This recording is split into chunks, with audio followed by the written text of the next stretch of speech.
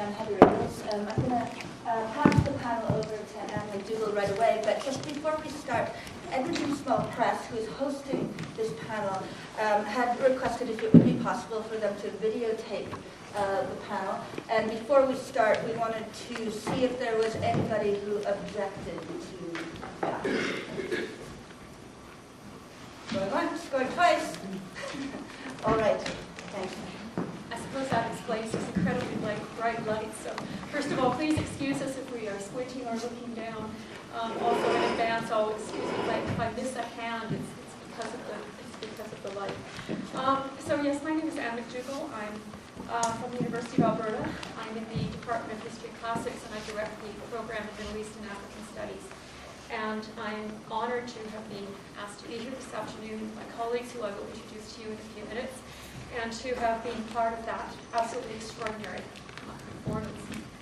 I also want to say thanks to Theatre Yes for hosting this event, with special thanks to Heather, who you just met, also to Mark Vanderaco and Amanda Bouchard, and thanks also, special thanks to my friend Patricia Hartnagel for all of her coordination help, the Edmonton Small Press volunteers, especially Annette, and board for their support, and of course the panel members. The story of the American girl, Rachel Corrie, died at the age of 23 while standing with the international solidarity movement in front of an Israeli bulldozer. We have seen that story enacted in front of us. There is a story there, certainly in terms of the reality. There is discussion about what actually happened, the issue of whether this was deliberate, whether this was an accident. The last words we heard were meant to suggest that there is some ambiguity, some question around that reality. But this is actually not what we're here today to focus on. This play opened in London in April in 2005 to absolutely rave reviews. The problems began when it was due to open in New York about a year later. It was due to open at a well-known theater, the New York Theater Workshop, off-Broadway. Suddenly, almost at the moment of the opening, it was indefinitely postponed. The reason given was an expressed fear that, quote, a work of art would be interpreted as a political stand at a time of heightened political sensitivity in the Middle East. The theater, people representing the theater, were then in turn accused by writers and others of political censorship. The Pulitzer Prize-winning playwright Harold Pinter and 18 others published a letter in the New York Times writing in full support of the right, indeed the duty, of the theater to go ahead with the production. They argued that Americans, quote, needed to see and judge for themselves. The letter went on to note that if British audiences were so touched by Corrie's thoughts and feelings and idealism and courage, what was it that New York audiences had to be protected from? The reasons given, according to Pinter and his colleagues, that is the very recent election of Hamas, Sharon's illness, the political symbolism that the tale might represent, made no sense, according to them, in the context of the play and the crucial issues it raises about Israeli military activity in the occupied territories. That was a quote from the letter. The theater responded that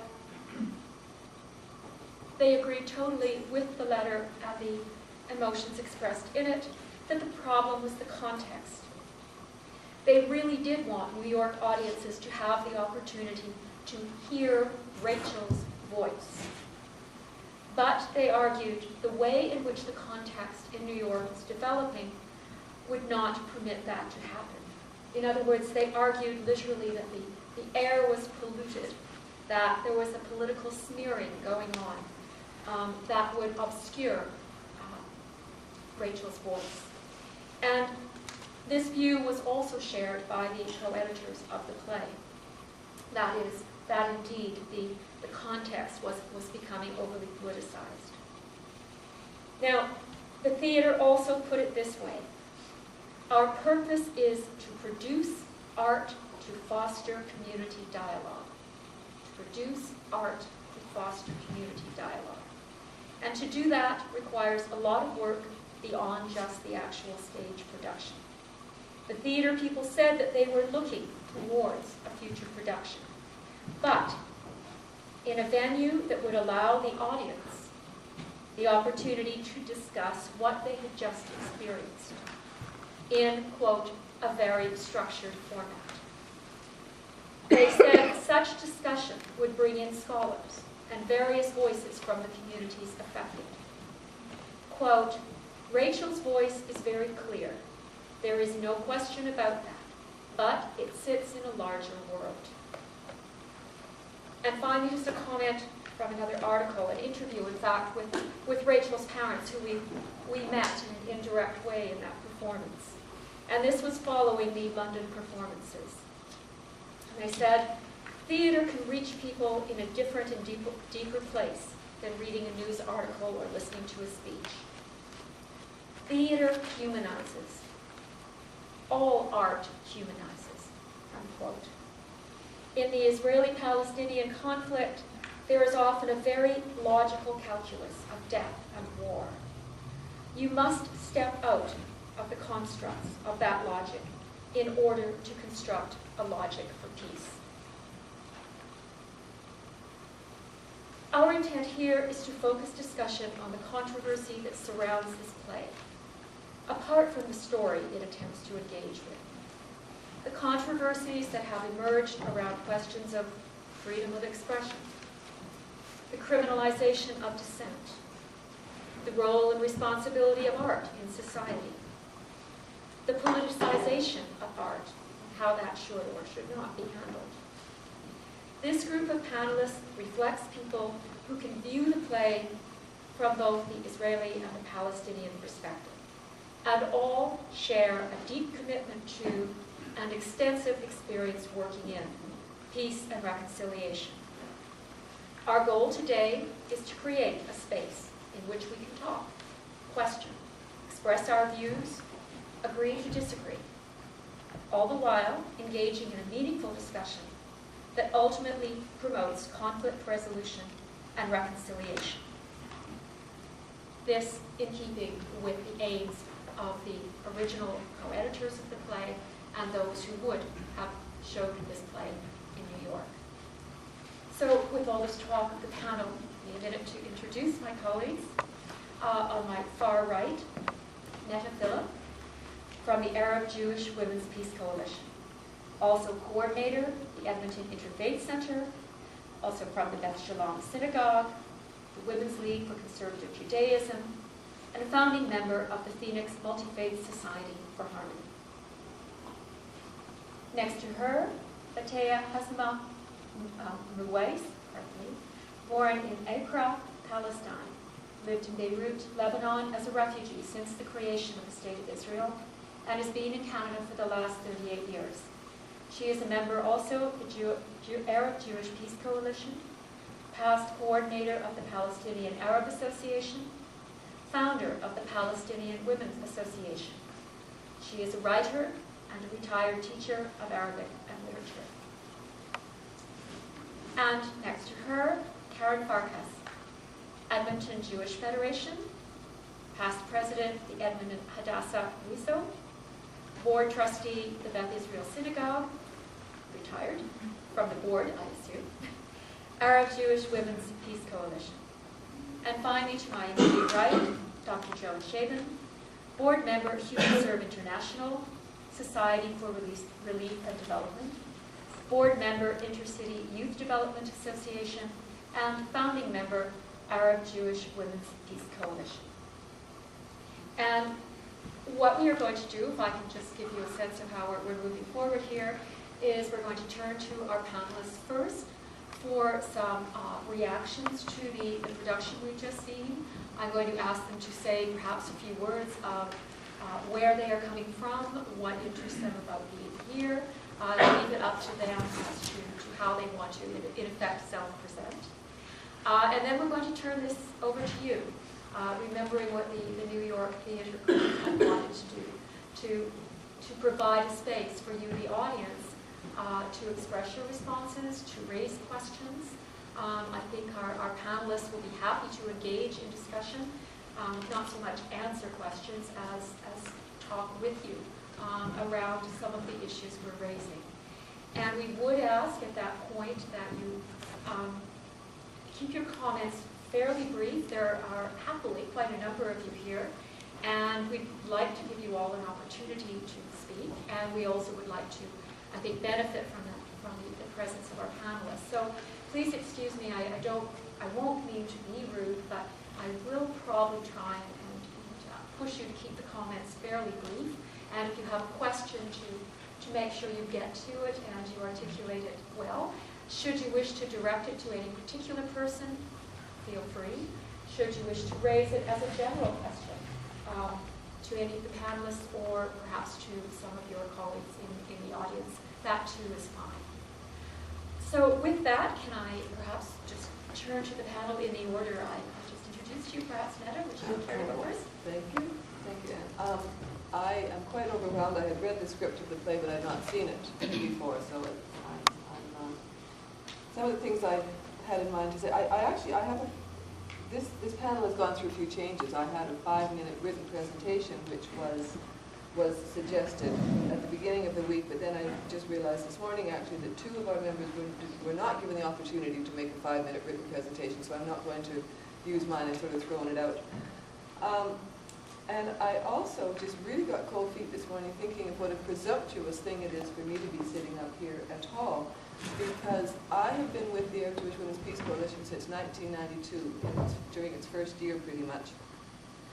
And we are asked to speak a lot, and we talk about our group, about ourselves, about what we do, about the dialogue process, about what we've learned from it, about how it has been, at least for me, a transformative experience, and it truly has. And, every month I drag myself to those meetings, and sometimes I don't want to go, and I'm always glad I did, and we have some amazing meetings. Some are better than others, but I'm never sorry I went. There's always at least one moment of brilliance and of understanding that comes through. But what we are is a dialogue group. We are not a political group. And it has occurred to me that I don't even know how I'm going to talk about this because the play is about politics, and I don't know how it can be depoliticized and just to talk about a peace movement. One of our members is here who lived in Israel for years and years, and she should be sitting here, not me. And that's the other thing, Anne, in your remarks, and I know you were so careful to choose your words carefully, but we were referred to as Israeli and Arab. But we're Jews, but we're not Israelis. And the two terms are not, they're obviously not synonymous, but they often are used that way. So and some of the material that we were sent about, and I spent hours Googling around the Rachel Corrie play itself, and certainly my understanding was that the theater workshop in New York, that they didn't want to do it, but it was moved off Broadway kind of, but it still went on in New York. Now, of course, I'm completely against censorship, and I'm sorry to hear about that happening. And in the literature I was sent, sort of as a background to this, it talked at one point, I think, about the Jewish community protesting against it, and then it said the Israeli lobby protested against it. Well, they're not the same thing at all. And that has to be understood. There is certainly in North America and more in the States a very strong Israeli lobby, so-called, but it is not certainly a Jewish lobby, and in fact a lot of the people in the so-called Israeli lobby are right-wing Christians who have their own agenda for Israel. And I hope everybody's aware of that as well. So when the existence of this group for all these years has been to build bridges and to open discussion and to communicate with each other and understand each other. And so how I can talk about the play, which is political, is hard for me to do, and I sort of really only kind of realized that this morning how difficult it was. But I can't even read my own writing. The fact that the play was threatened, and again it's kind of vague, as Anne said, it's very hard to find out exactly who threatened the play, and the phrase that's been used a lot for this panel has been the criminalization of dissent. Well, I don't get that because I never saw anywhere in my hours of Googling that anybody was actually threatened with prosecution, so I don't know how dissent has been criminalized. It is a work of art, and two people took her words, and then of course picked and chose among her words what they would use to make a play. And freedom of artistic expression, absolutely. That is what we saw today, and I don't know if it's appropriate for plays to be, I mean, I'm glad we're here, and I think it's going to be a good discussion, but I don't know if the people in New York who said that, well, we could only do this if we could have proper discussion afterwards and contextualizing, well, it's a play. No other play is treated that way, and I don't know why this one should be either. So, and our group has always said that we've never taken a map of Israel and Palestine and drawn a line and said, this should go to this side and these people should live here. We've never done that. And so I, at least, cannot do that tonight either. I mean, that's not what we're about as a group, and that's all I have to say for now. Thank you. Thank you. And I think we're just going to pass on and have everyone have something to say, and then we can respond a bit to each other and have you become engaged as well. So, thank you. Thank you. I watched the play last night, and it really made me sad. And because it's too close to home, and I live the real thing. I'm Palestinian. I was born and came to Palestine, and what made me sad more that things since 5 years ago still didn't get better. Still going from bad to worse, and still we have innocent people are killed and dying because some kind of stubborn thinking. So when we say I am really sad, I have the idea that I might be hopeless, but as Palestinian, I can say I lost hope. Because as Palestinian, we don't have anything. We can't afford to lose hope. We have to be working to find just peace and for the whole conflict. And like Meta said, we are, as Palestinians, we are not against Jews. We are against the policy of Israel. That's what it is. And this play is one chapter of the Israeli government violation of the human rights of the Palestinians. And I can say that this has been going on. That doesn't help to promote the peace they're talking about. So unless they go to break this psychological barrier, and unless they go trust each other in their real, sincere intentions for peace, will be more and more in this mess, and that's sad.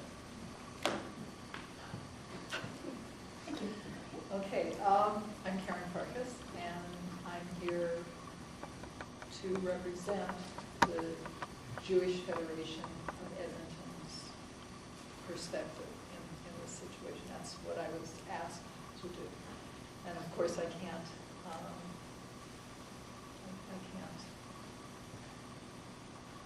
do more than that, and I won't do that. But I will make it my own personal statement from that perspective. I watched the play. I came to see it a week ago because I thought that I would probably, after reading it, I thought I would need that long to process it before I could come and sit here today and talk about it, and I'm still not done processing. I've been Googling and searching my heart. I think the play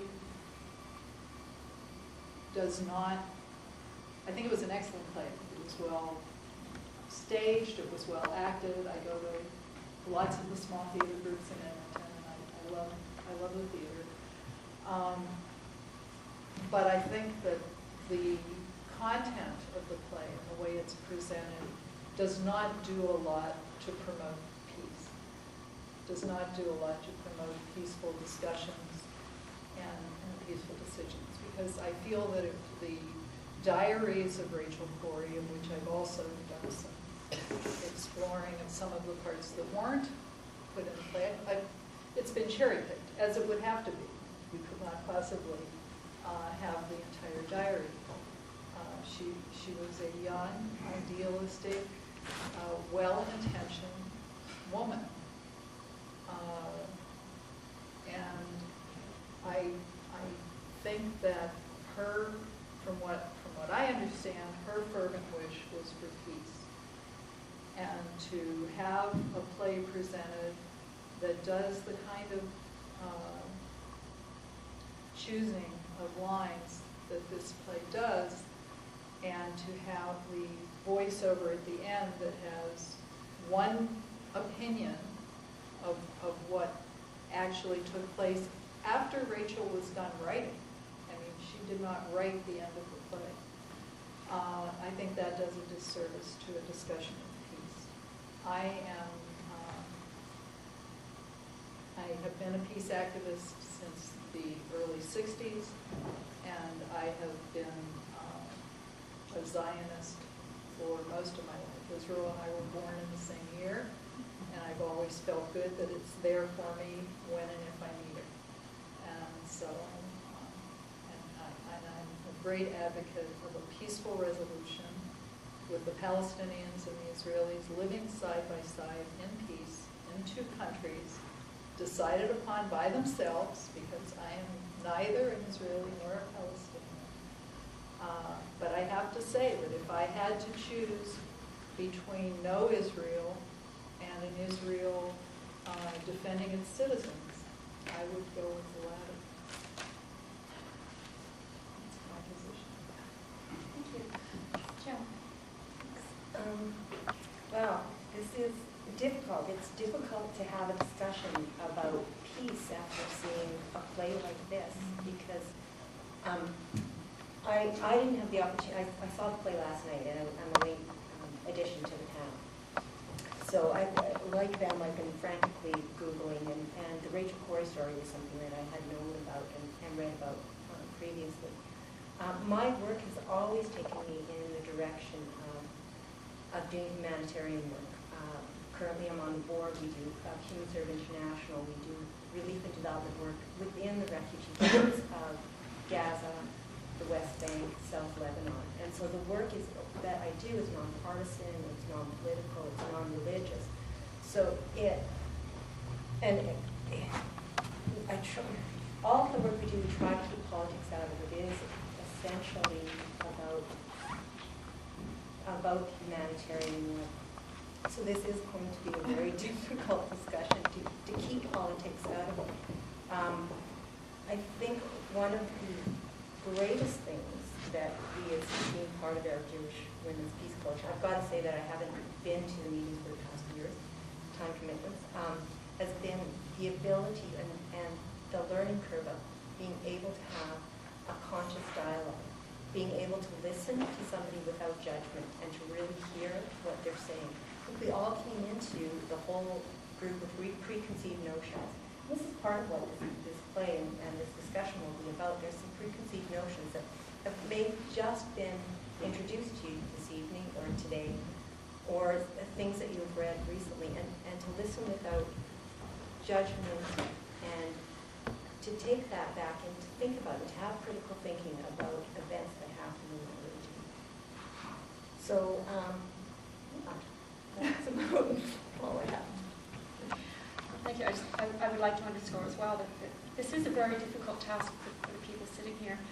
Just as I suspect it was difficult for many of you watching what you were watching, because the actress was indeed very convincing, and I think took us where she was to a powerful extent. I want to pick up on a couple points and then throw this open. And I think one of them is something that I was very conscious of.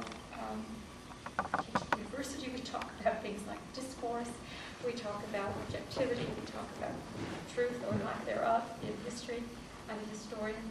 And one of the things that is very striking is that the person who normally we would have referred to the playwright, and in fact the two people who were involved in creating this play originally called themselves editors.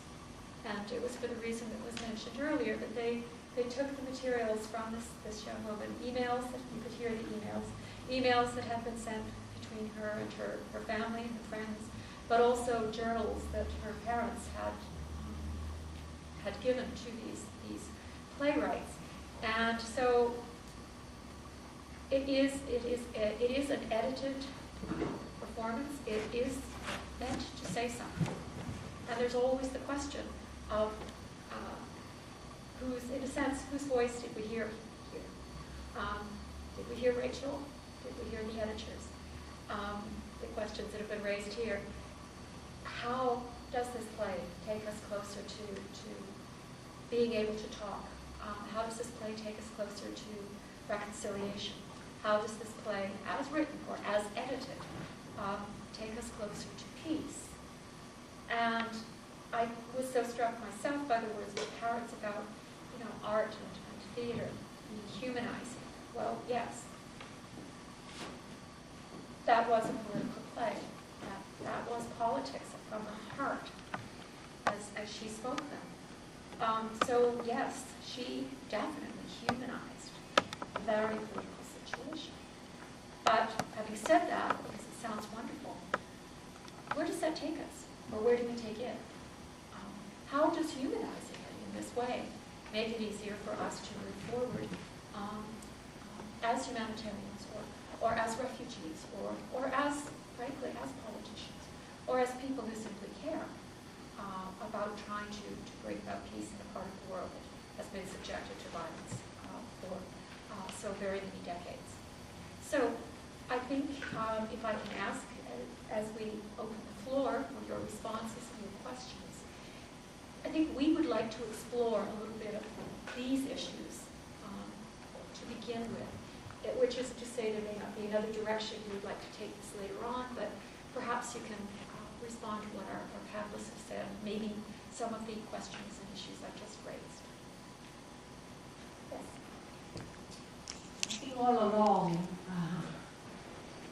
there has been a lot, I really wanted to say the word too much, talked about the expression peace or the word peace.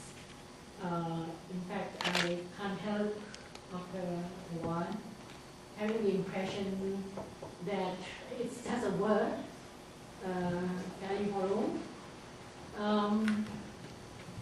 which brings me to the question for you at the panel. Quite obviously, I get the impression that you don't think it's a peaceful endeavor. I haven't seen the play, mind you, so please bear with me if I make the wrong comments about her. So, please tell me, in your view, what do you think peace is? I want to leave out the negative comments here, but please, I would like to hear from you. I think that's addressed to any of them.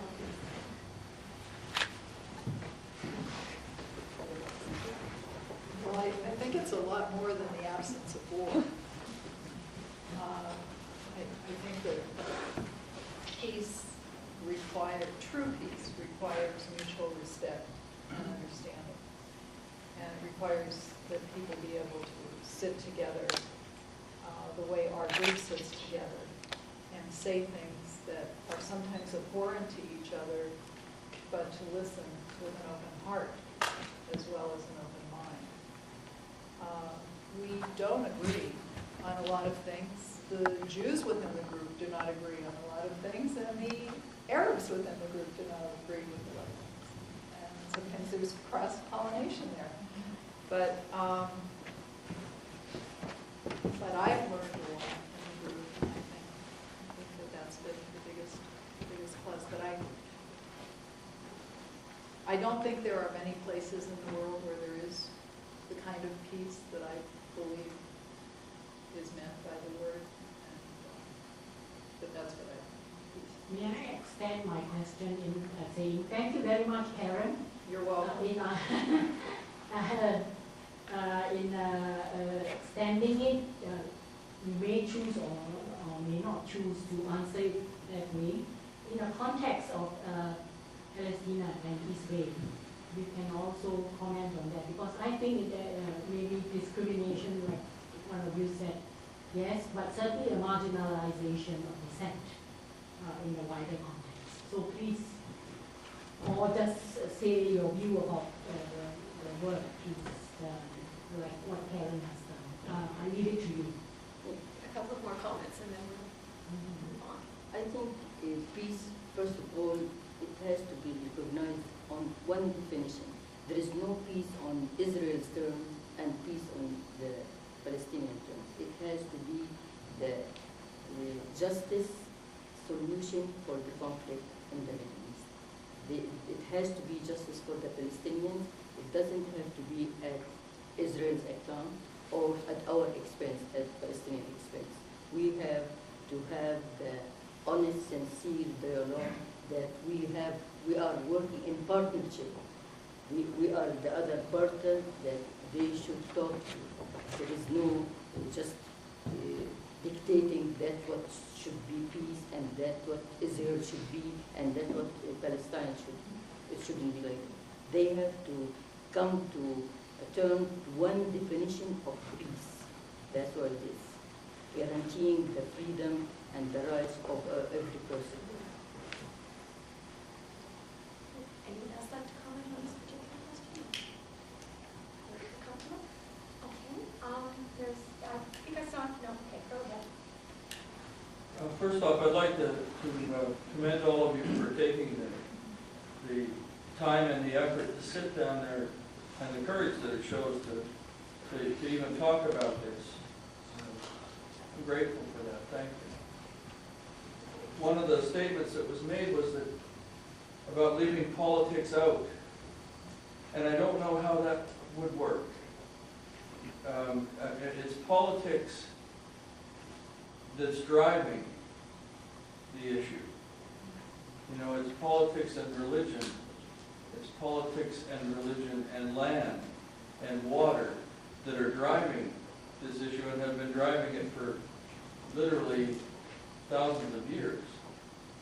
And so I don't know how you can not have that included in the dialogue.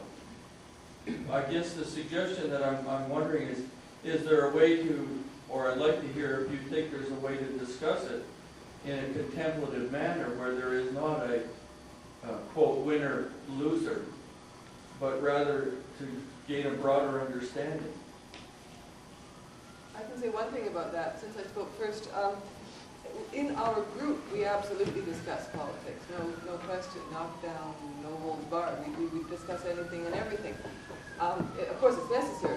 We couldn't be as a group we are without it. But my point was that I do not feel like doing that here. I'm one person. I'm one Jewish person, and I'm not even Israeli. So I can express my opinion about things. And so it's not, again, for me to say, or I don't think it's appropriate, although if the questions come up, we'll have to deal with them as we do, about what happened in 1948, and what happened in 1967, and what happened in 1974. But yes, within our group, absolutely, we are political, yes.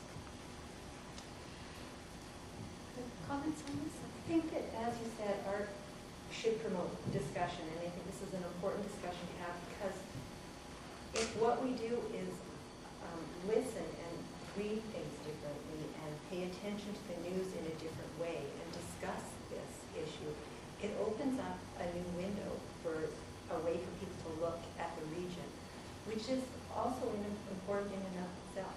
It doesn't have to be a political, doesn't have to move into a political arena here, but the discussion is important for us to look at the region in a different way. Anyone else have to respond to that? Then actually, I have one comment I'd like to make. I see the two hands going. Just one comment about what art, or in this case, this particular play, may bring to the discussion. I raised the question and realized that it's coward's way out to throw it to everybody else. I just want to say something that came to my mind, and that's the sort of the reality of family life. This is what she saw, and it seemed to say so much to her. It's only one piece of a very complex picture, but the whole issue of house demolitions and the destruction of the olive groves in the garden that she was talking about, the greenhouses. I remember several years ago we had a group come to the University of Alberta, and I'm admitting my ignorance. I'm saying I'm actually a professor of African history and teach a course in the Middle East, and I wasn't fully aware of just what the policy was at that particular time. And there was a Palestinian and an Israeli anthropologist. They came to talk to us about what the coalition, and this was the key point, the coalition between these people, what they were doing to try and deal with the question of housing demolition and so on. And it brought a piece of real life, of humanity. I'm using all the words that the various texts use, but it's true. It brought something real to us in terms of how the situation, the political situation, was being lived, and how real people from both Israel and Palestine were attempting to make change and to deal with it. And it's just a tiny piece, but it I think, opens doors for discussing politics in that sort of generic sense, in a way that gives a reality to people like us, like Fatia, who haven't actually lived this experience. So I just sort of throw that back in as to get back to your point about the way in which art or this particular play might open doors for discussion on a slightly different level than moving back and talking about 1948, 1967, and so on. Okay, and there was a question, there were two questions actually. Well, I'll take this one first. Okay, I just want to discuss a little bit about this issue about openness and having discussion in context of art. We shouldn't be sitting in this place afraid to talk about the issues. We don't live in a place where bombs are dropping on our heads, where bulldozers are going to come through our walls. This is the place for us to be bold, and as Rachel was, to be open and really actually just tackle what's really going on from a human rights perspective. You can't leave politics out of it because that's what's causing the crisis. But if we just look at it from a humanitarian perspective and nothing else, then the issue of the marginalization of the basically this huge prison that has been created in Palestine should be addressed on a world level by people who are concerned about what is happening to innocent civilians there. And that was Rachel's business. That's what she was doing there. That's why she went, was to be an international observer to these human rights violations. And I like the fact that in the play she discussed the Geneva Convention violations that are happening and the international human rights violations that are happening in that place. And I don't know if anyone on the panel wants to address this, but those specific things that are happening, if they happened anywhere in the United States, in Canada, in another country, the second one of those things was violated, there would be military action, there would be fighting, there would be resistance in an instant. This is one place on the planet where everyone turns a blind eye and says, we're just going to let this happen. We're going to support it happening. And Rachel discussed that there's financial support and military support from the United States to create this thing. And so, anyone can discuss this if you want, and I don't know if you have any specific things to say about this, but just from a purely humanitarian perspective, it's crazy to me that this exists. I agree with what you say, because the world, it looks like the world is just turning blind eye to the Palestinian suffering, and because they suffer too much, the world is desensitized. They don't, so what, 100, 40, 50 killed, it doesn't matter. Nobody raised a finger. You have here a cat stuck in a tree, you have human rights, animal rights, they go and to rescue them. And you see the children and the houses and the suffering. You have Gaza is big jail with the wall, of course, and 1.5 million people, they are deprived of their humanity, their dignity, and they don't do, like they say, they become terrorists because there is hardship. No, not because freedom is the birthright of every human being on earth. Why the Palestinians, they are denied to get their freedom? Why they are criminalized if they say, we want to be free? This is, the world has a moral obligation to go and look into this crime that we are paying and we didn't commit. We don't have to pay for Hitler. And we condemn Hitler, but we don't have to pay for it. The world has to look seriously to this suffering and stop it. Just unbelievable, going on like this, unbelievable, unbearable. And they say, here you have, they are terrorists. What choice do they have? What choice do, I don't, I'm not justifying the bombing and all of this, but the situation there, what can they do? No hope. That's why I say we can't afford to lose hope. That's. But I want to ask you too, because it is being discussed. It's being discussed all over the place, all the time. It's not newsworthy, and there's not enough attention paid to it. But you mentioned, Anne, they're called the International Committee Against Home Demolitions and House Demolitions. When they were here on campus a few years ago, I was there too. Now, Jeff Halper is Jewish. There is Maxim Watch, and there is Peace Now, and there's B'Tselem, and there are a ton of Israeli peace groups with Jewish Israeli people founding them and at the forefront of them. And one of our members, her daughter is in Ramallah right now, and she's going in a few days. And they had a game, they sent a video, like a YouTube video, they played some broom hockey or stickball or something. And they wanted to have Jews and Arabs, like the two sides, but there were more Jews from around the world in Ramallah working there, so they had to go black shirts and white shirts or something. I mean, there's a lot going on. There is the International Committee Against Home Demolitions is mentioned out there on that table. There is a lot. But also, there are human rights abuses going on all over the world as we speak, and always have. We practice genocide against our Indians. We put our Japanese citizens in camps in the Second World War. Guantanamo Bay is ongoing now. I mean, let's look at the whole picture too. And Jews often feel, rightly or wrongly, targeted. And that is what 2,000 years, basically, of Christian anti-Semitism does to a population, and then the Holocaust on top of it, which of course you shouldn't have to pay for. But it's a traumatizing history that Jews have had, and that's part of the equation, and you have to understand that when Israel is criticized, many Jews just instinctively defend the country. It's like my country, right or wrong. You know, G.K. Chesterton said, no true patriot would ever say my country right or wrong. That's like having to say my mother drunk or sober. But we do that, right? We do defend Israel because, for so many reasons, so many deeply felt reasons. And I need to say something too. Israel has made mistakes. I do not defend everything that every person who is part of the Israeli government or the Israeli military have done, just as I would never defend everything that everyone who's part of the Canadian government and Canadian military have done. Everyone makes mistakes. What we also have to remember is Israel is 60 years old this year. What was Canada doing when it was 60 years old? What were these sophisticated European countries doing when they were 60 years old? I think that given the environment in which Israel has existed since its inception, it is doing remarkably well.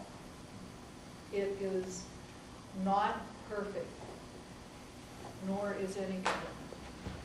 With respect to the home demolitions, again, there are two sides to every truth, and then there's the truth in the middle.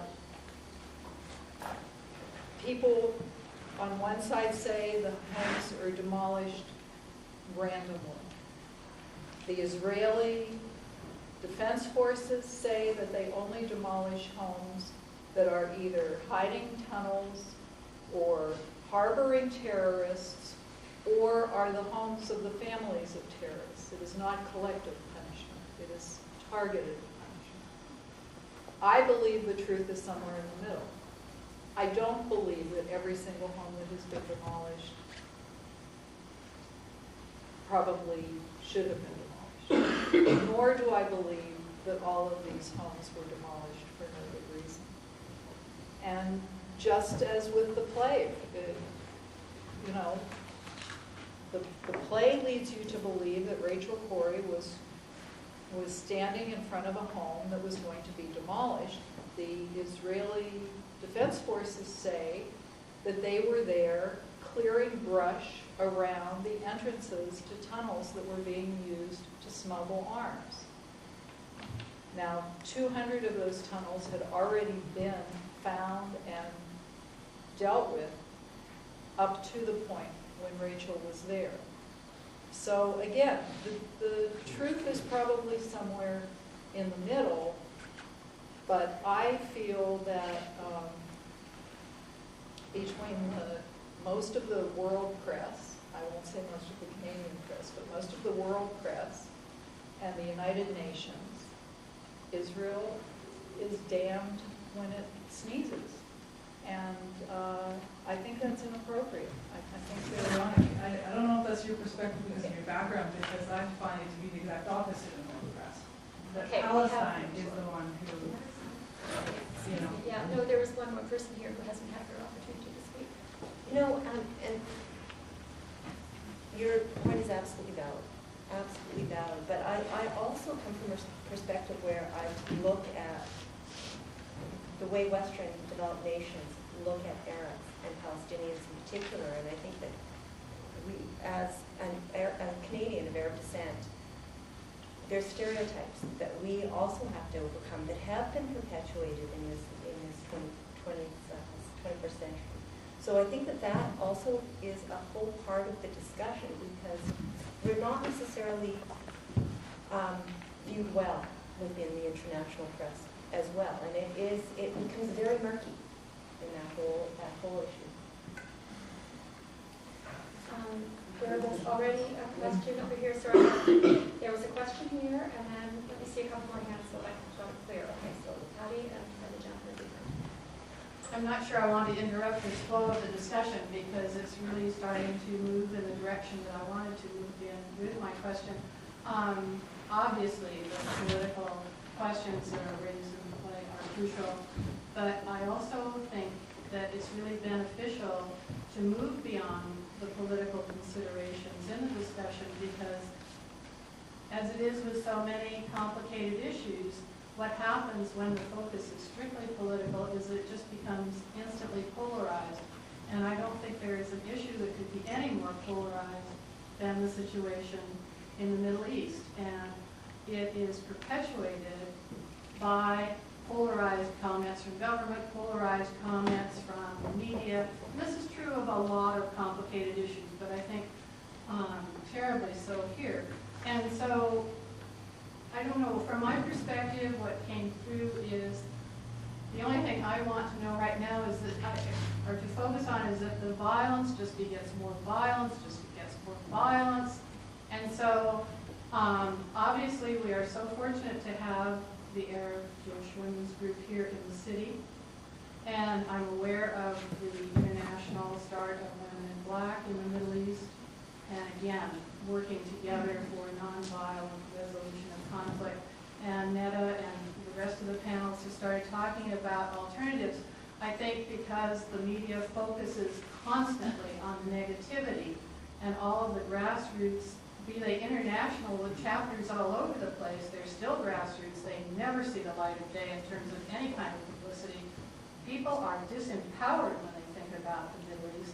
And I would really appreciate having more of an overview of the positive things that you all are aware of in your day-to-day work on these issues, because I think that's what is crucial for all of us to hear, because I think so many people that I've talked to just view the Middle East as a complete basket case, no matter how they feel, what side of the issue they come down on.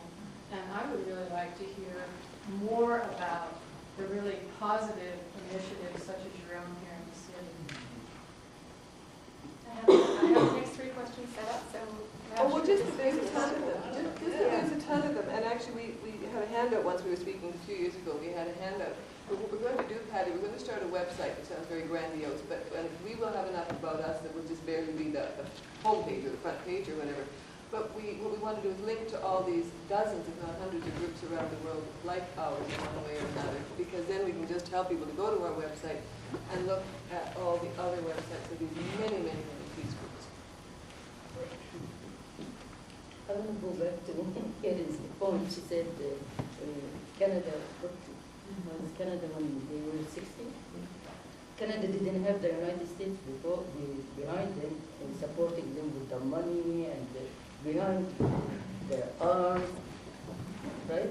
You're right. The United States is just supporting Israel, whatever they want, They want to make them number one, and they are feeding this mentality that might is right, and they want to feed this mentality that you can have monopoly on peace on your terms. So, besides, And that is wrong. yeah, That is let wrong. me finish, please. And when you said that Israel is condemned even if they sneeze, Israel, they never listen to the United Nations, right? How come the whole world, they say, this is wrong, Israel should obey this declaration? Israel doesn't care. Why? Because we have the United States, they veto everything. We have the big daddy there. And they are responsible for, I'm not saying, when I talk about Israel, I talk about the government, but not the people. The people, all people, they have this humanity. We want to live. We want to have this humanity govern us. This conflict is not, God didn't make this conflict. It's a man-made conflict and should be solved by a man-made solution. Or woman. Woman. It may be a man-made problem, but it seems to me that there's a predominance here of, yes, sir. Part of being a peace activist, of course, is obviously to believe that most people in the world simply want to live a decent life, and that's pretty straightforward. But, I mean, a recent poll of Israelis said that 64% of them want their government to talk to Hamas, but it's not happening, and it may not happen, and you're right. I mean, as another one of our members says, on both sides of this conflict, there's a madman driving the bus, and we have to somehow get the madman out of the driver's seat. Yes. But that's... But they keep being replaced with another madman on both sides, so it's frustrating. There was a very good movie show here on Monday night. I don't know if any of you came to see it, Encounter, and it talked about and showed all of the groups that are working together, Israelis and Palestinians, working together for peace. Bereaved parents who have lost their children to the other side, working together for peace. It was an excellent movie. We had seen it in our group before, and I came and saw it again Monday night. I dragged my husband because I wanted him to see it also. And it's very uplifting. But just as in the United States, and sometimes in Canada, the government doesn't listen to the people. The government doesn't do what people of goodwill always wanted to do. So who do you blame? You know, I don't know. When you talk to Arabs within Palestine and Jews within Israel, and majority of people want peace. They don't want to live in that situation where everybody lives in fear. There's this perception of fear, and then nobody wants that. So does that mean we, the Palestinian and the Israelis, we are both victims of our government? I think the world is many times victims. If we can't just do anything to shake them, so we don't want to play the role of the victim. We have to do something about it. But we're not just the victim, those two groups are not just the victim of their own governments. Certainly Israel, of course, is heavily backed by the United States, and that's another terrible problem, that the most hated country in the world, justifiably, is Israel's best friend. It's not a good thing, needless to say. And in the other Arab nations, in my opinion, do not want the Palestinians to be successful, because the countries, as soon as you, God willing, have a Palestinian state, and women are voting and driving cars and going to university, as it would be, the other countries that are oppressing their people do not want to see a successful Palestinian, I don't think. Not all, but some. There are factions that do not want the Palestinians to succeed for their own reasons. And Syria's in Lebanon, way, way, way too much. And so if Israel and Palestine actually were left to themselves, they might have been able to reach some sort of painful compromises by now, but there are so many other countries invested in them not being at peace. What I'm saying is that the Arab world, where Arab world is a fan. So let Israel get out of their business and they'll deal with Israel. If they like Palestinian states or just Israel, it's in her interest to conquer and divide. Even they success to divide the Palestinians themselves. Now they are supporting Abu Mazen against Hamas. They should be out of it. This is a family please get up with it. That's our internal. Okay, I think we have some people who would like to contribute to this, and I have a list of, I think you, sir, are the first on my list. Yeah, I just wanted to say that I enjoyed the play. I also think the comments about it being edited and about sort of discrediting exactly what position she was in, I think is offensive to her memory, because I think it's something that we're all scared of saying, so she supported the Palestinian people against the aggression of Israel, and I'm not going to be afraid to say that. And to think that somehow she was there and she wanted to sort of, maybe spend a few months there and then go to Israel and come back with some sort of balanced view, I think she was beyond that. She wasn't a kid. She wasn't naive. She was aware, I believe, of the injustices being committed there. And as being an Arab, I'm aware of the injustice that occur in the Arab world and outside the Arab world equally. I don't sit there and go, only injustice occurs to us. I know if there's an injustice being committed against other people around the world, whether it's in Africa, the United States, during September 11th, or wherever. And I don't have censor for just myself. So I find that comment to sort of just it's trying to lead people astray is the fact that she was committed in the fact that she believed what was happening to the Palestinians was an injustice was being created against, it's supported by people within our world, the Western world. And so I find that, I just want to make that comment. The second thing I just want to say was, when it comes to sort of peace, I've learned that we have lots of different remedies for peace and what every human being is supposed to be given as rights and human rights. And I even went to the extent of reading the Declaration of Human Rights. And I sat there and I wanted to be very objective from what maybe the Israelis would do to defend the fact that they're not removing these rights from human beings that are on the other side of this conflict. And I read them and I said, which one human right does the Palestinian people have? And I could not find one concrete human right that Palestinians have. But I asked myself, if I was born outside of the realm of being an Arab, what would I rather be, an Israeli or a Palestinian? I would have to be insane to believe that I would rather be a Palestinian than an Israeli. And if you took that poll to the Palestinians, and they would probably overwhelmingly say, whatever limited rights the Israelis have, I would rather have those than to have zero. And I think that I agree with this person in front of me, that we are scared. I'm scared right now saying this stuff out publicly.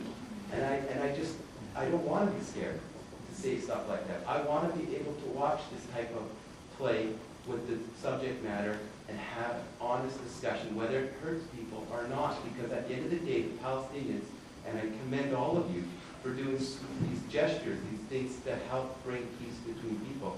But at the end of the day, it doesn't really make an immediate action to stop the injustices today against the Palestinians, or even tomorrow make their lives better.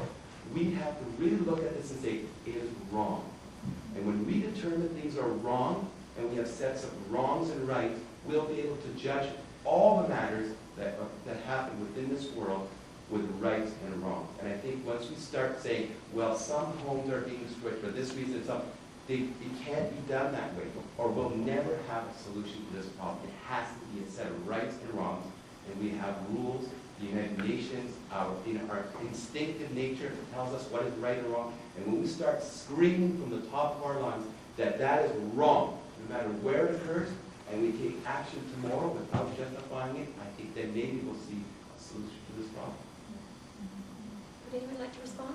Well, I'm sorry for, I think it was a slight misinterpretation of my comments.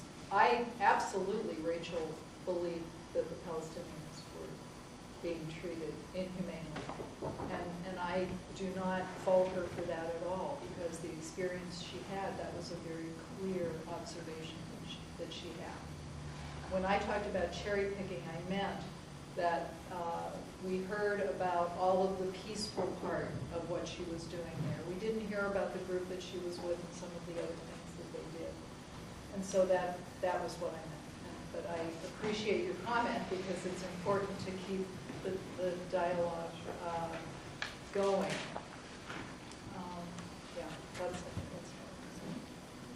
I think we can also point out that terms of the art world, I mean, that has been one of the issues that has been raised, is the degree to which this was Rachel's voice, the degree to which the process of creating this play created something different. And that's irrespective of whether you thought this was good or bad or what was being said.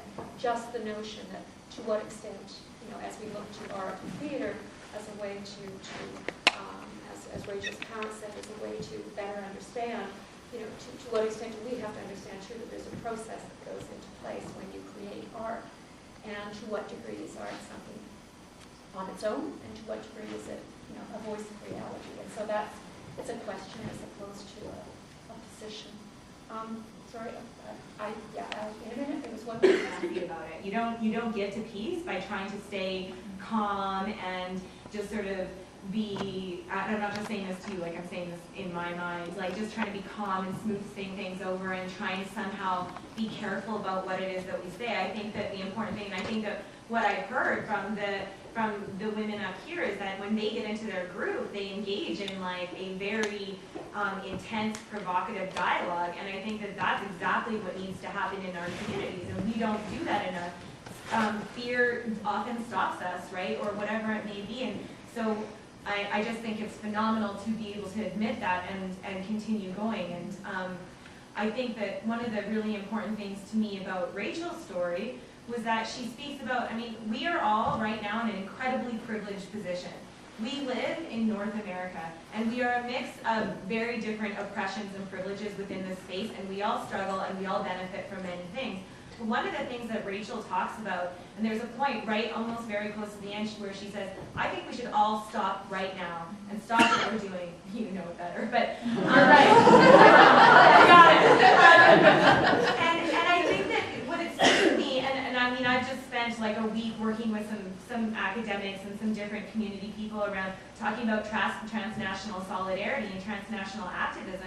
And what it speaks to me is like going beyond, and yes, I agree, I think it's important to know that there's other groups out there doing great things, but to me, something like Rachel Corrie, is an incredibly political play. The acts of engaging in it, of being here right now, whether you like it or not, is critical, and embody that politicization and be happy that we can actually engage in this and don't try and take the politics out of it, because it's dangerous. Why would we do that? But I think it speaks to also to the fact that what Rachel did was she struggled with her privilege and her power and her position, and she had choices and she made choices, and as a result of those choices there were definitely consequences. But what are we choosing to do? And what do we do? And I think one thing is choosing to be here right now, but what is our responsibility beyond something like this? And a play like Rachel Corrie is what should be engaging us in that. And I'm not saying everybody needs to take to the streets tomorrow and all of a sudden like lay down in the streets for Palestinian people, but like, oh my God, we are so privileged because so what are we all going to do afterwards? I'm going grocery shopping and then I'm going to go stay home and maybe watch a movie with my honey. I don't know. I think we need to get real. I think we need to get honest. I think we need to be uncomfortable. I think we need to be okay with conflict. And I think we need to be committed to working through it because we can do that here. Okay, yes, you were next. Well, I'm going to stand up because my voice tends to get very low. Well, I just want to say, first of all, thank you for the panel who took the time and the effort to be here. I'm part of the Arabic Jewish Coalition as well, and I enjoyed the movie very much. I give a lot of credit, to the directors, and I give a lot of credit to the art of it and everything. And one thing, I'm not asking you, but one thing I did notice that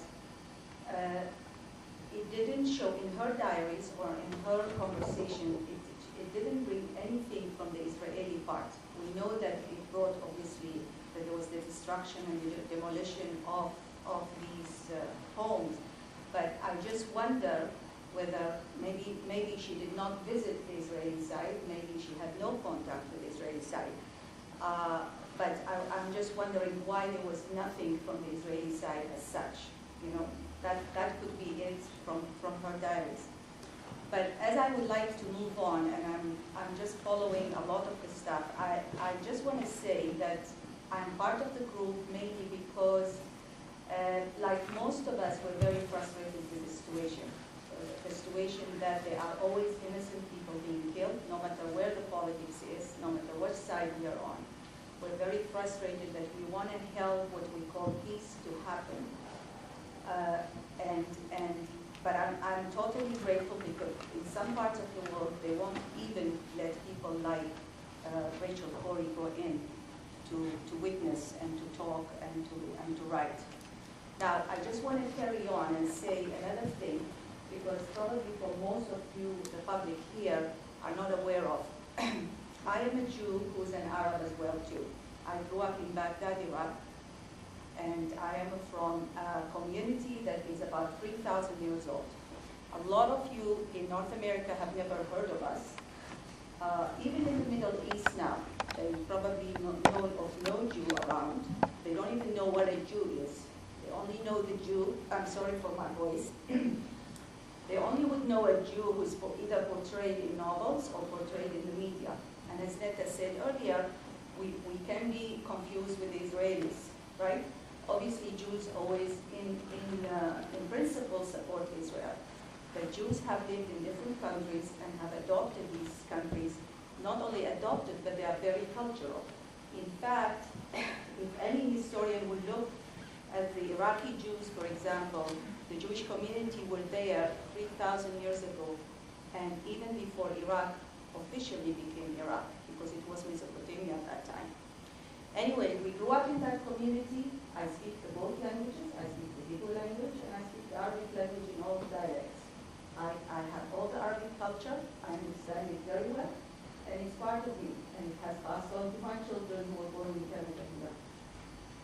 So when we say we're very, very sympathetic to the Palestinian cause, and I think that most Israelis that I know and most Jews that I know wants to have a good solution for it. But there are two things. Palestinians are not the only victims, Fatia. We were there. We were victimized over and over and over again. And we were citizens, 100% full citizens of that country. But if the government wants to issue any rule, nobody can oppose it. In less than 24 hours, a lot of people were killed. No Jew left Iraq with a suitcase. No Jew, let alone the lands that they owned, let alone the homes that they have. Some of them were killed. Now, but I just want to say something too, that I think, as much as I love Arabic culture, and I do love the friends that we have, and we have very good relationship with them, if all of us did not interfere.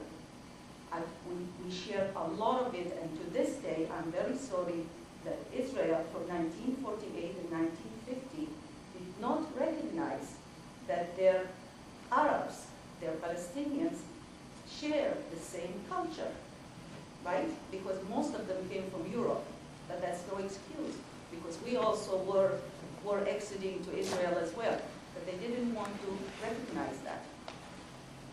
But this is what has happened, you know. What we have to come up with at the end of the day is, yes, who we are as an identity, but we're all human. At the end of the day, none of us wants our kids to be killed. None of us wants our homes to be burned. But none of us wants to be humiliated, right?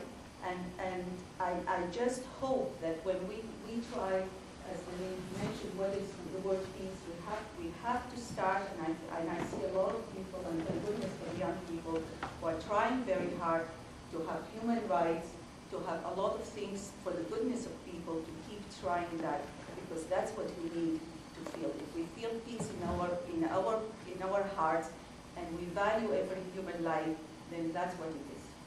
And thank you very much. Thank you. And there were a number of points there. Pick up on any of them, including the parts of Rachel Corrie's diaries that we didn't hear in the play that may have said more about her actual experiences, because I know some of you know a lot more about it than. Well, I don't know that. I'd love to. You'd have to pour through all the ratings. I'd love to know if she met any Jews. I'd love to know if she had any awareness of the Israeli peace groups that are in existence and had any contact with them. I'd love to know that. And back to another couple points. You know, I could sit here and say absolutely that that Israel is wrong, that Israel's policies against the Palestinians have been consistently wrong and counterproductive and wrong, and that Gaza is the largest prison in the world, and that the human rights abuses are horrendous. But so what? So I've said that, I admit it. I know that's true, I believe that. But now where do we go? What do we do with that? And so what our group tries to do is, naive as it sounds, we are trying to model something for the rest of the world, respectful dialogue, and we actually believe that we're accomplishing something, that we are being a model of what can exist. We could go on forever about what happened in 1904, 1917, 1948, and on, and who did what to what side who did, and we will never ever get past those hurts unless we say it's not for discussion. What we need to do is move forward from this point and look at a solution for the issue. So we can politicize this and point fingers and accuse and do all of that stuff, but it's completely unproductive. And Ned is absolutely right. We have to start from here. We have to model something that is completely new to get to that point of peace. But I think we have to be honest. Yes, absolutely. And being honest is saying we're going to say this has to change tomorrow. And if we're not honest, we're going to be here in 50 years from now saying the same thing. What happened in 2007, we've got to go back, and then in 2020 this happened. If tomorrow, like what's going on in Darfur is a great example. Somehow we all can recognize what's going on there is wrong. We all know right now we are raising money, we are in protests, we are writing letters. We know there's an urgency to stop it right now. If it was happening 10 years from now, we'd all be sitting there going, what? We failed. Why with this conflict does 10 years go by and we don't say we failed, we say, well, we don't want to go back and discuss what happened 10 years ago because it's not productive. You know what? That type of attitude towards this conflict is why there's this sort of gloves that we put on when we talk about this one conflict. Right now what's going on in Tibet is also outrageous, but you can see the whole world amassing, even the Western world that seems to be able to distinguish crimes against humanity, against Tibetans, and even people of Darfur, somehow don't recognize those crimes against the Palestinians. And I'm not blaming Jewish people. This fact needs to be relevant, what religion, because I believe if the Palestinians were atheists, this issue would still have an urgency to be solved because they're human beings. Okay, I'm going to interrupt you here just because there have been some other people waiting to speak. Sorry. No, it's obviously generating a really good discussion. I'm not cutting off the discussion, just trying to get a few more people included. You had a question. My thing is about the media.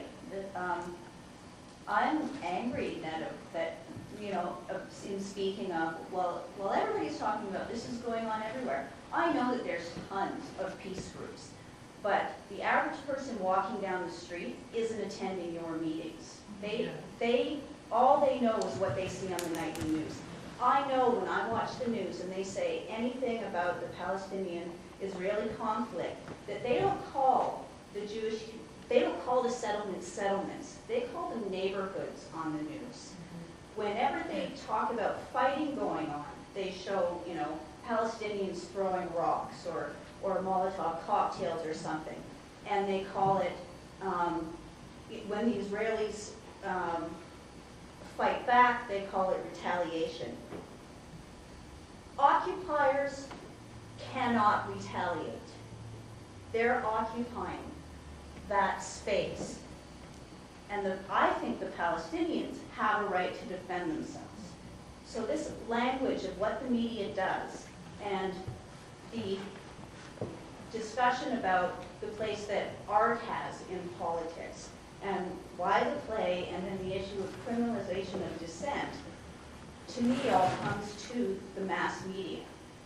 And as long as they are framing the situation one way, things aren't going to get better.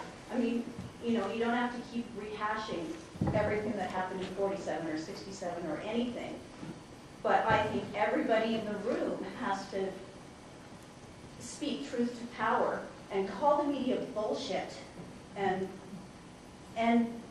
don't watch it. Like, write letters to their advertisers, say, anything. Because as long as people are being miseducated, nothing is going to get better. Absolutely. We have a lot of agreement. We need some plans. Okay, I had a question in the back. Can I just see a couple of other hands so I can make sure I've got them? Lady over there. Right here. Sorry, right here. Okay, that's, but the gentleman in the back has been waiting for a while. Or it's, well, I'm sorry, I can only see a hand. I'm sorry, I saw a hand, I didn't see a face. Apologies, it's the It's really great to hear this discussion, because I've been unable to discuss this with anyone. Because when I do, I'm all of a sudden a person who wants to join Hamas, or I'm a terrorist. I have family members who believe that firmly. And I go to a liberal arts college, one of the few left in Canada, and it's great because we actually some of the ladies, I think we're invited to one of our Middle East classes, and we're unable to attend, unfortunately. And I'm a religious studies philosophy major, so maybe I'm a bit idealistic because of that, and I think because of that a lot.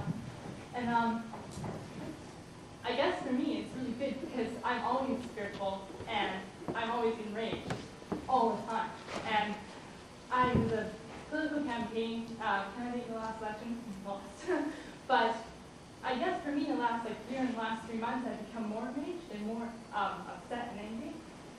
And I've been offered a position on a delegation to Palestine. And I've been to Israel and Palestine once already. And it was in 2000, right before, it was actually when Camp David was happening, one of the many. And I guess I went to Israel and lived was in Jerusalem, Tel Aviv, and then I went to Palestine, and it just completely broke my heart to go from Israel and Tel Aviv, where I could turn the tap on, have water, it's so clean and wonderful, and then sort of go 40 minutes or 50 minutes over the border to exactly this set. It was really a shock for me, because I was, I think, 18. And I didn't realize, I always knew about Israel because of my upbringing, my background, but I didn't realize sort of the real issues. And I guess for me, it's a lot of what Rachel said about white privilege and all that really resonates with me, because my poor friend Francois and others are always saying our privilege is so huge. And I guess, looking for plans of action, I really want to go on the delegation, because our delegation isn't just Palestinian. We go to human rights workers who are Jewish Israelis, and we go to Palestinian human rights workers. It's seen both sides. I think for me, it's so healthy to have 4 of you ladies representing sort of your different views, because it's made me think a much wider picture. Because sometimes I'm so pro-Palestinian sometimes, because I just have only seen bad, horrible stuff that was going on while I was there, and it was going on worse. I read the electronic Intifada, I read the Jerusalem Post weekly. I feel sort of involved. But it's just been so good, because the first time I've been hearing the range of emotions and the range of feelings, and no one's getting the negative. No one's I think what you're saying, you have to be allowed to without fear, and just even if it hurts people, I think it's right. Sometimes you just have to say it because it's so strong. And I just want to applaud all of you for being here, being so open, because it allows me to feel like I'm not a terrorist. I'm not. And I'm allowed to have these thoughts and these feelings in a free way. Because I do these classes, these religion classes, and we see the range of everywhere, left, right, and center, right? But it's been I just am sitting here, and some things that I think Francois has tried to tell me, I've just been, you're wrong, you're wrong, you're wrong. But then you guys have said some of the same things, and it's just helped me, actually, and I've been he's not so wrong. It hasn't been taken into consideration, and it's just been, for me, it's been so helpful, and maybe I can go to the delegation with maybe a more well-rounded view. But Rachel Corrie is one of my heroes, right? And I wanted to come to this so badly because it was I knew the Corrie Christian would be yet. But I think it's really important that I see these things, because one of the things that really struck me in the play, and I always say this, I don't care if I die. For me, that's not a big issue. But you can. And that for me was really big. You can. And clearly the space is having some kind of impact, and that's, I think, why everyone's here. Yeah, and I'm so glad there is a space. Because when you're in Canmore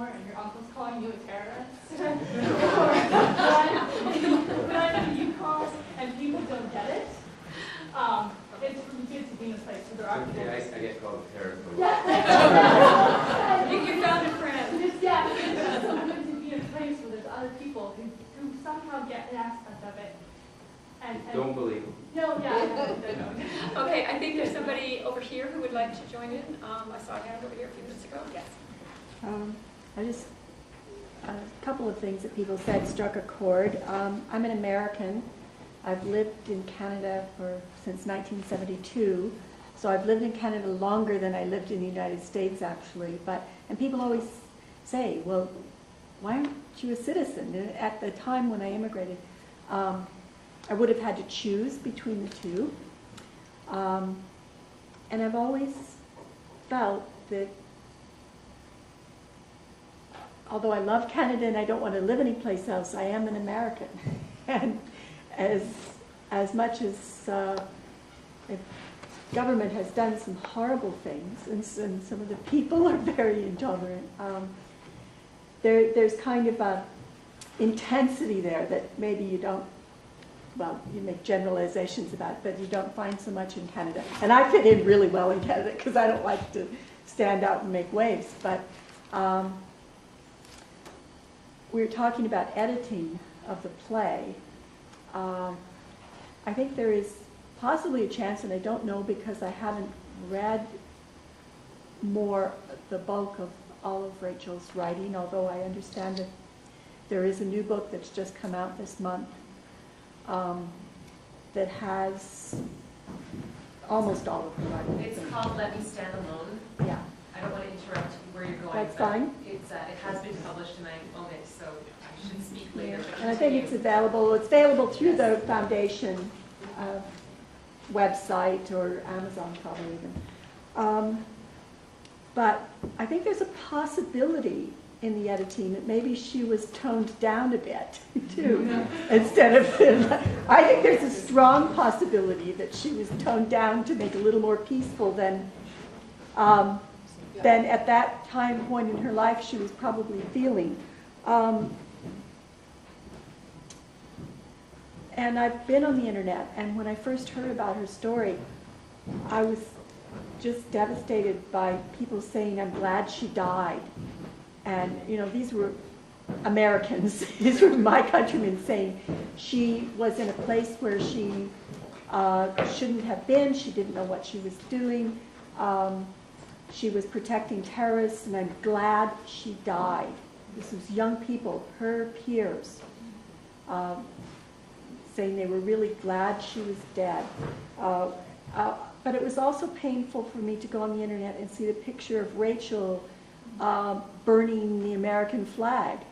That was hard to see. I was thinking, ooh, I wish she hadn't done that. And I'm an old hippie. I mean, we burned draft cards and this sort of thing. But I've always taken stands against my government. But it was actually hard for me to look at that picture of her burning the American flag. And I'm hearing some, I'm sensing some reactions as you've been speaking, because you've brought up some points that we haven't looked at. Well, just really quickly, I mean, it's interesting that her burning the flag was not put in this play. And not that I would have any problem with her burning the flag, that's certainly her right to do that. But it wasn't in the play. But certainly she was called a traitor. I mean, some of the stuff on the web, on the internet is vile, absolutely vile. Not just calling her naive, but calling her a traitor. Yeah. And that's terrible. But bias was mentioned earlier too. I want to say two things about her group, because don't forget, some of us have been in it since 1991 or 92. We did a lot of the hard work years ago. We did talk about our pain and emotion. I mean, when the group first started, there were weekly meetings. It was a very, very intense time. So it's not that we never talked about that. It's just at some point when everybody's cried and told their story and told how they've been victimized and so on, then you have to move on, because otherwise there's not much point to the group, because we'll never get anywhere except when they sit weeping every month about what's happened to us. And also in the old days, the initial days, we used to bring articles a lot more. We kind of stopped doing that. Well, now we send each other things on the internet, but even there we're trying to be fairly selective, because any articles just about how terrible things are, just telling us over and over and over, beating ourselves over the head with how terrible things are, that we already know that.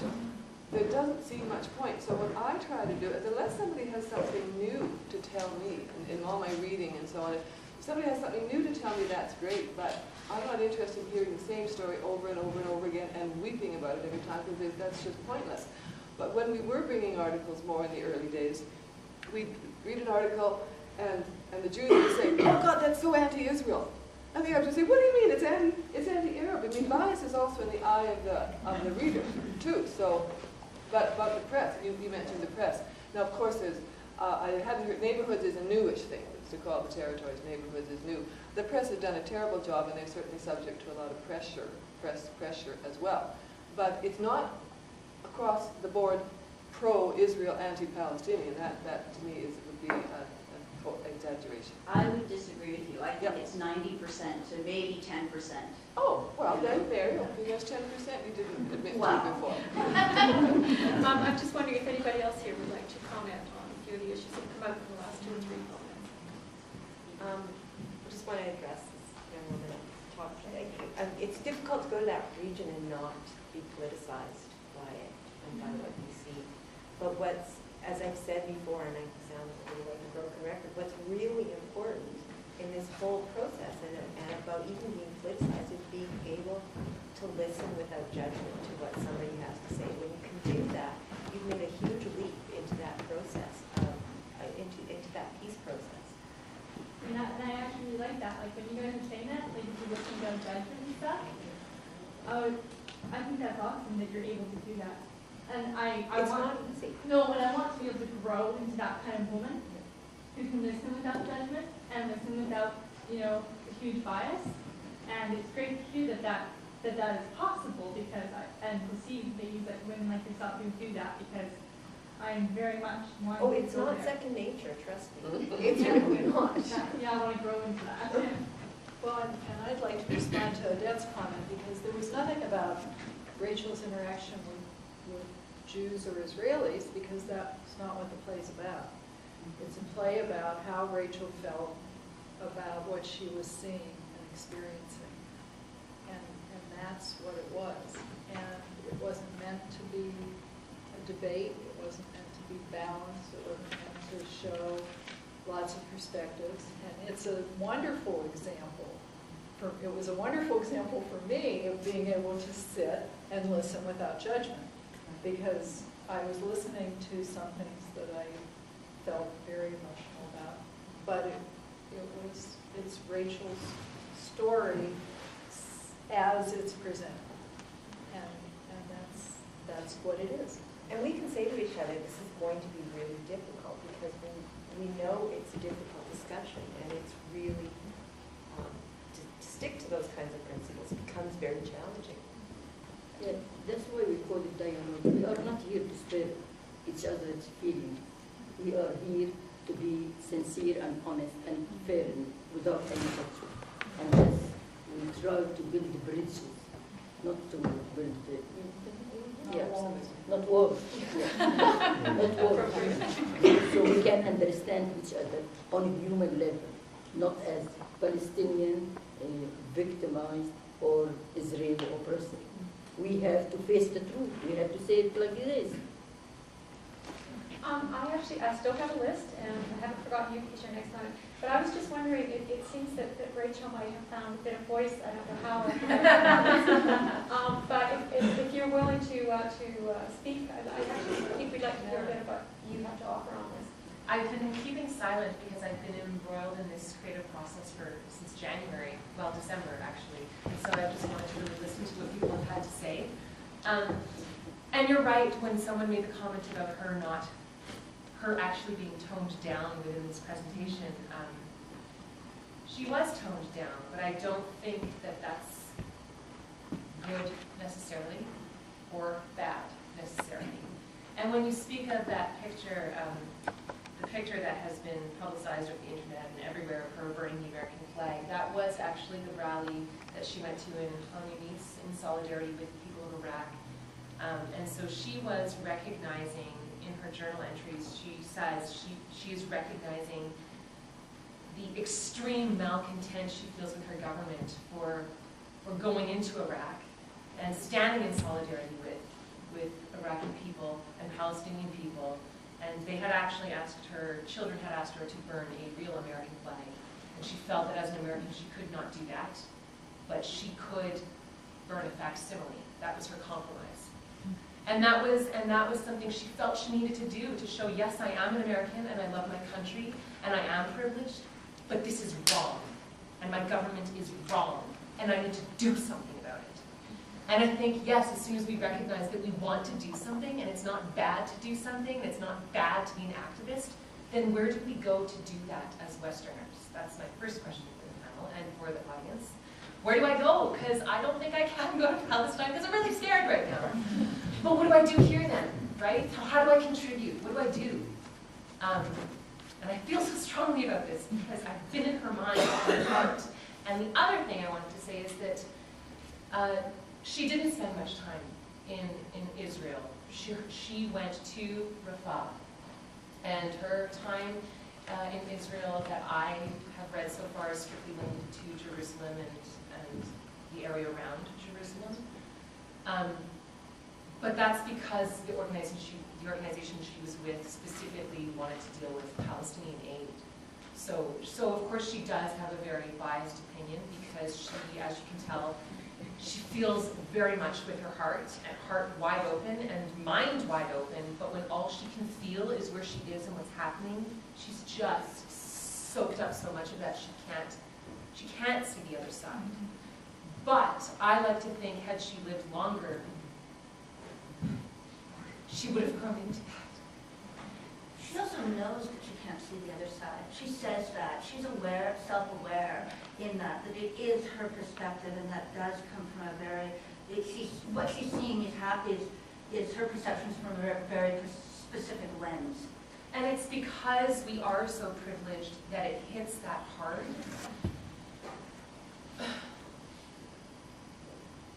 But so where do we go to do something now? There's a question. We did the right thing.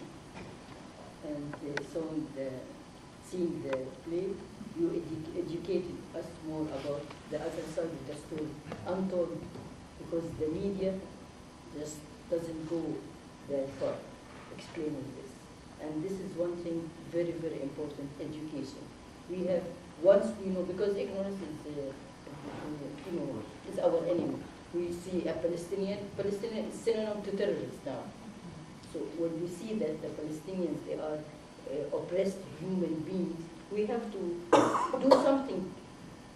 Talk to our ministers, to our prime minister, to do something. So you did your job, and I'm trying to do mine too.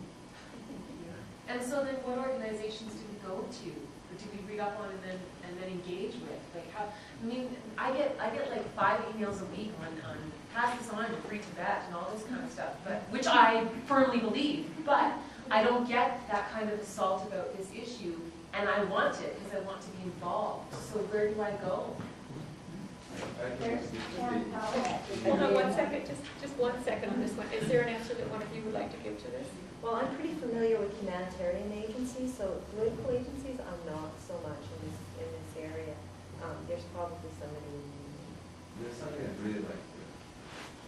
Someone who's examined this conflict through Western Atlantic media, there's about 3 or 4 cases in my entire life where I've actually sighed relief that somebody has brought that perspective of the Palestinian side. And I can tell you, like, my favorite memories of my life, and this is more than anyone can ask one individual to do, is by having this play. And I was relieved, and I was moved, and I was like, wanted to shout, thank you, somebody sees at least our perspective, whether it's the whole perspective or not, but just a lens on our perspective. And that, telling the truth in a sense, for me, is more than you can imagine, because I can't even count the number of times on my hand I've heard somebody care about how we see it, or how we think about it, or how we want to see it, changed. So you've done more than you can imagine. And it doesn't take an organization. It takes just being able to say, this is the truth. And I'm not going to censor it, and I'm not going to take a side based on any preconceived notion of what's out there that I'm supposed to say. And I'm telling you, what you've done here today is like more than I can imagine an organization doing in one day. And I want to applaud you.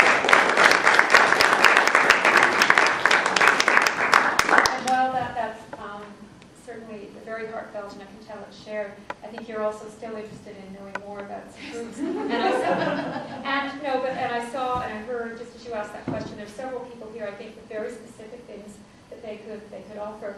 And just to be sure that other people have a voice for the next 10, 15 minutes, maybe I can suggest that you talk, perhaps just at the end of this, just to be sure that everyone here has had an opportunity. Because I come in front of the gentleman in the blue shirt. You had something to say. Oh, definitely with that. I mean, I think the first thing about whether this was accurate, about what Rachel was thinking, experiencing on one side and all that, I mean, the Corrie family have been really involved. It's not like they just sort of pulled the words off the internet and like made up whatever they said. And like the Corries are very supportive of it, and I had the privilege of talking to them for an article I was writing about this play, and they've gone through the same transformation as their daughter did. And I mean, I'm not saying they have the exact same mind, but they've spent time in Israel and they've spent time in Palestine, and they have seen this play. They saw it in Israel performed in Arabic for the first time ever.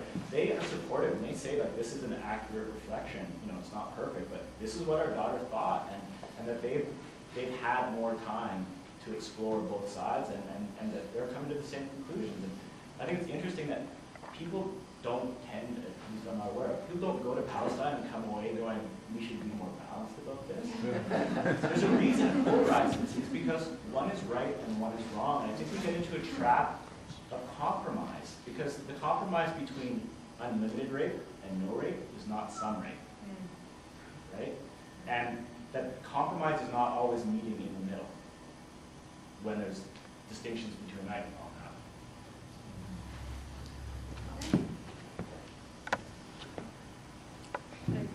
No, you're right. I'm afraid I just lost the gentleman who was next in line. Yeah. And I apologize for that. There is somebody up there.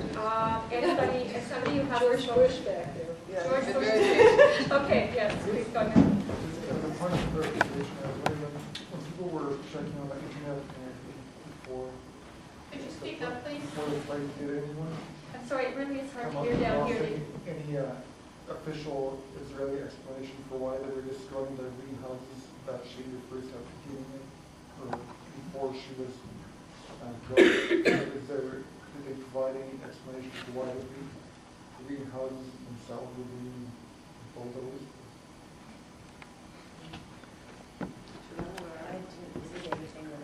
I can tell you what I read on the internet. I'd like to know.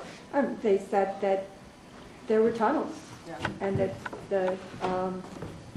that they were harboring terrorists, and that she was very misguided and naive, and that it was a very unfortunate accident, that nobody meant to kill her, but that in fact she was a very naive young woman who was defending terrorists.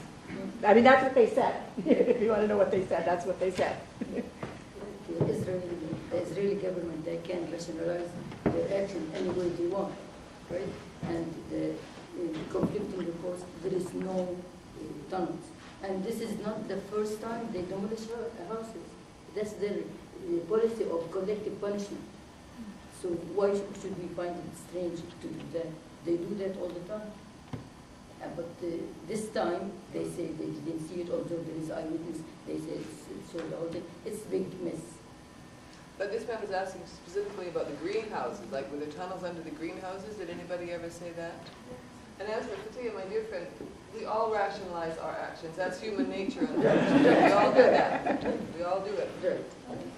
I just want to comment on the language used too, and oftentimes when the word terrorist is thrown out there, it really changes the complexion on any kind of information that we may read or get, because you get this, many people get this instinctive gut reaction, oh no, terrorist immediately can't be good, and it's obviously correct. So we have to be very careful about the language that we use around that region, and call people on it when they use that language. Be very, very certain that it isn't used in that context. I mean, I don't know how many times in the newspaper how many times a day that terrorist is mentioned. And everybody gets a mental picture. What's a terrorist look like? I need to say something as someone who knows very little, if anything at all, about the region. The little bit that I get is from the media. I would like to remind everyone, and that includes myself, the role that we have to be very wary of what the media, or the role of the media as like the vast expression of manufacturing consent and dissent. So what we could do is, of course, try to inform us as much as possible. On the other hand, the search for the truth of each and every one of us is individualized, because we are not all exposed to the same type of information or the same type of experiences that we have. So unfortunately, it has been again and again something to do with the media. The use or abuse of words, like you also said quite rightly, to mobilize our emotions, which is something quite easily made these days, whether it's by the use of terror, someone being a terrorist or not. I think everyone in this room knows, although, like I said, I have never been to there, and I don't think I would ever go there. Is that, and Netta has mentioned it right at the beginning of her speech, that the States, which is still the most powerful nation in the world, is the supporter of Israel, right? And everybody knows that the difference between Israel and Palestine, right? So there is this difference, a very crass difference. So how, I mean, it's quite obvious that you can't help but polarize the situation. Maybe I shouldn't use even the word polarize. It is so. You choose, like some of you said, to believe or to absorb certain information as you wish. Well, I think, and I heard it many times, it's happening everywhere, in politics, in our daily life. Bullying, right? When you see a country bullying another, or people bullying someone else, isn't it? What are we doing? Should we be doing something? I'm not trying to say we shouldn't, but I am going to cut you off at that point because we're heading towards the end. There's at least one more question of somebody who's been waiting patiently, and I do want to make sure that some people have a chance to make a few closing comments. So, actually, I'm very glad that you spoke up as you did, because I have a question about your general. People may seek understanding for the sake of understanding, and to understand the other side. But there's also such a thing as seeking information and understanding in order to, for action to occur. And I think these are, because of some of these things that are sometimes are not talked about as much, that there is there also have been things in the media from various sources about the destruction of homes and settlements and so on for reasons that have nothing to do with terrorists or some kind of it's in order to fragment the Palestinian entity itself. That's another thing. So if we're going to be able to do something about it, what do you think in your organizations? There's understanding for the sake of understanding and understanding for the sake of action. Do you have any comment? Well, just that we are a dialogue group, first and foremost. We are all of us as individuals and occasionally together. We write letters, we belong to organizations, we sign petitions, we do work, but mostly it is actually as individuals more than as groups. And then as a group.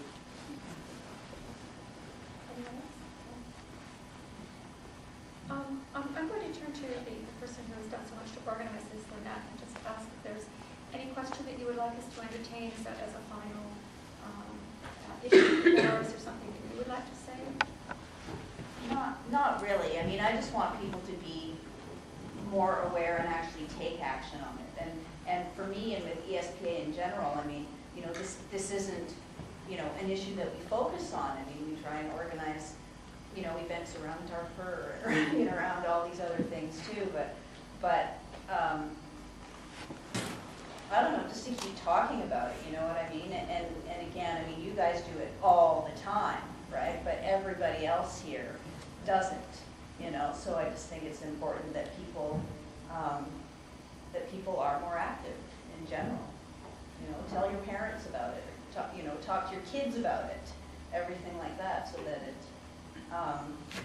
teach them media literacy for starters. You know, so that they're not just going to believe everything that they see on the news, or they have good bullshit detectors, right? So that they'll, you know, question authority, like everything like that. Is you're with Humanser, are they in Palestine, or? We partner with groups in Palestine. We do have one board member who's in the field, so she runs projects for us there. Oh, okay. Yeah. So is that something, like, when we're just talking about concrete things, like organizations to be part of, or like for example, like Rachel Corrie's group, are they involved in Canada, or are they only American? They're only American. They're American. Yes, the international show. There's a group called CanPalNet, though, which is the Canadian Palestinian Support Network. They're based in Ottawa, and they've got tons of information. Yeah. And Satya has something to say? Yeah, I said this coming May is going to be the celebration of the founding of Israel, and here I am. I have to be honest, I'm sitting between my two friends. They're happy about it. I'm not. And because 60 years ago, Israel, they didn't learn. They are chasing security and undefined borders.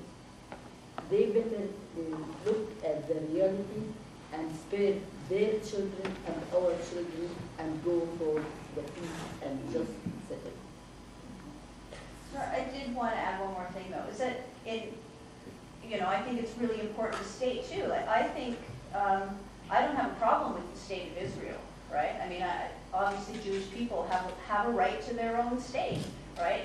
It's the issue is going in and occupying territories that aren't, well, they're against the Geneva Conventions. They're illegal. It's never been addressed, you know, right?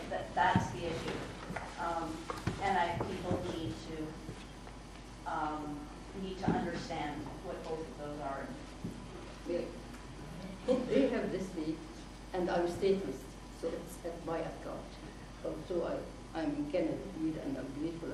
I came to Canada. I have the chance to speak openly and freely, but there is something at somebody's expense. And you make it very hard not to go back. I'm sorry. And it's not what we want to do.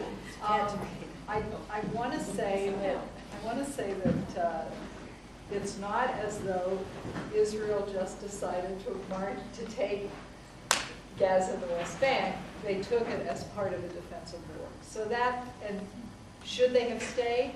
Probably not. And I think they've probably been kicking themselves ever since too, because it certainly cost them a lot more in lives and money and everything and bad press than any other decision that they ever made. But that's what happened. But I do want to say that it's, yes, the U.S. supports Israel. That does not, in and of itself, make Israeli policy identical to American policy. If America decided to support, as they have, Canada, or decided to support Ecuador, or decided to support Nicaragua, that doesn't make the policies that are being followed by that country identical to the United States. And so I think that a lot of times that's used as a red herring. You know, you are a friend of my enemy, so you are my enemy too. And I don't think that that is an appropriate reaction. I think we need to treat each thing by itself. Okay, Having but said I that, see it's not them, good. even though they're together, I'm sorry, I see them separately. I can see what the States is doing, and I can see what Israel And is they're doing. very different. You know, they're very extremely different, but one's also enabling the other. Absolutely, enabling is not a good thing in our personal lives or in political. Yeah, it is 6 o'clock, but there's one person who I realized, I believe she did have her hand up, and I'm going to say one last question or comment here, because I didn't mean to silence you, I apologize. Yeah, I'm part of this group, but I'm not talking as part of this group. I'm just talking myself. I am not a Palestinian. So this play touched me deeply. I was crying throughout the play. It's really hard to see such a young girl to go there for to support a just cause, and to be run down. And no matter how Karen says, you know, the Israeli government said, or whatever, Israeli government, every time they investigate, they are right. You know, we know that. Every time a problem, the Israeli government is right. Anyway, this is really hard. And we lost so much for that cause since 1948. And Israel is very powerful and is backed by the States. And I remember when Israel went to Lebanon or to Gaza, the States would say, Bush, Israel has to go out like this. And Israel had, of course, they wouldn't listen. So many resolutions at the UN, Israel never complied. So we have to know that, and we have to face it, and we have to recognize it, and we have to, I like Israel. Israel is a very strong country, and I think they should take the step. The Palestinians don't have anything. They don't have helicopters, they don't have that kind of arms and all sophistication. They don't have nuclear power. They don't have anything. So I think Israel should take that step.